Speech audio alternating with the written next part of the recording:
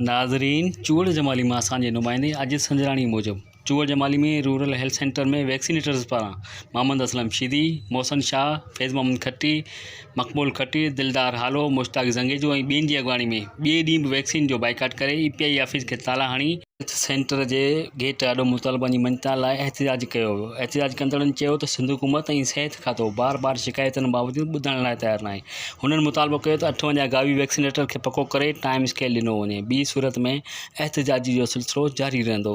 होॾां वैक्सीनेटर अॻवान Mohammad Aslam शीदी STV news सां पंहिंजा वीचार कुझु हिन रीति वंडिया आहिनि।